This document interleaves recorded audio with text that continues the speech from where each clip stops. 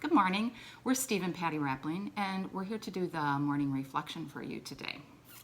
I'm going to read you Gospel Matthew. Jesus said to his disciples, "Hear the parable of the sower. The seed sown on the path is the one who hears the word of the kingdom without understanding it. And the evil one comes and steals away that was sown in his heart.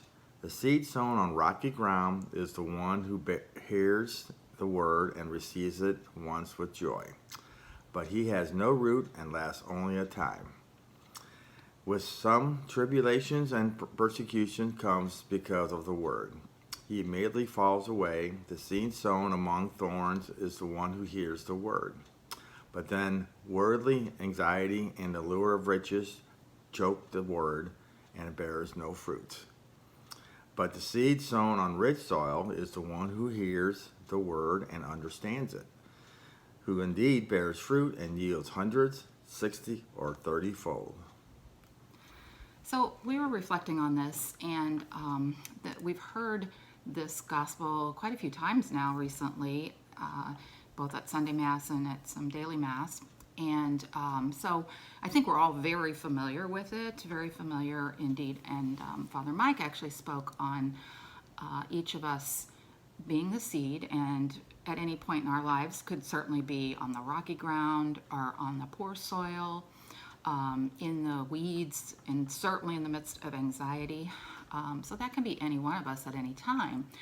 However, I kind of wanted to reflect more into the thought that a secondary meaning perhaps to this parable, that we may also be the sower. And certainly where we all live, we're familiar with farming, and I know I grew up on a farm.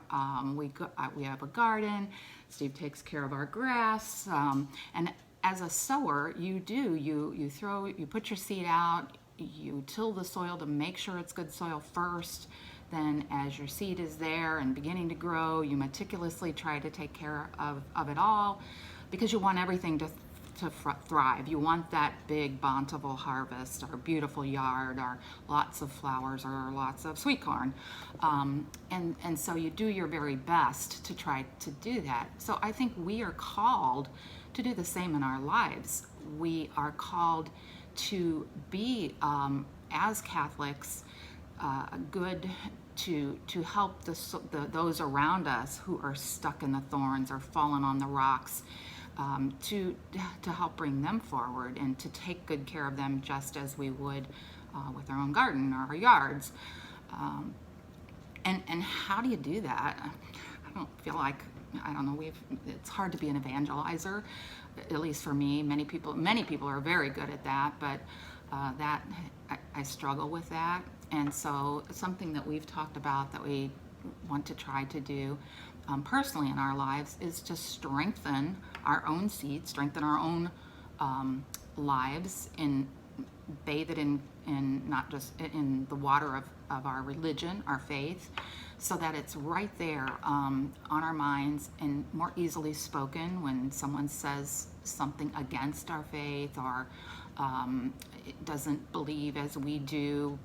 Not to be in their face in any means, but to have the calming, right, caring words, and an example right there deep in our mind of what to say, so that you're not just like, oh yeah, well, okay. And to do that, I think we are trying to become more knowledgeable. Right now, Deacon Jack has a wonderful teaching on the sacraments. It really, really helps strengthen my own cradle Catholic and our thought at things that I didn't even know about the sacraments and our faith. And therefore, I have hopefully some more answers when I'm trying to cultivate and help in this world full of anxiety right now with other people around us. And that's our own families, even our kids and family members, and people that we meet in the workplace. That I think is where we're taking this parable at this point in our reflection. To sum it up, we get so busy that we forget that the garden we planted or the grass sown It's important. It is our job to not, just hear the word ourselves, but to care. That others hear the word and bear fruit as well.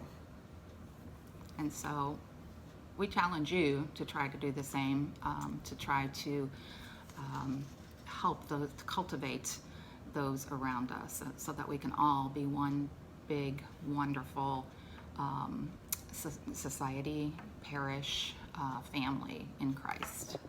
Hope you have a wonderful day. God bless. Thank you.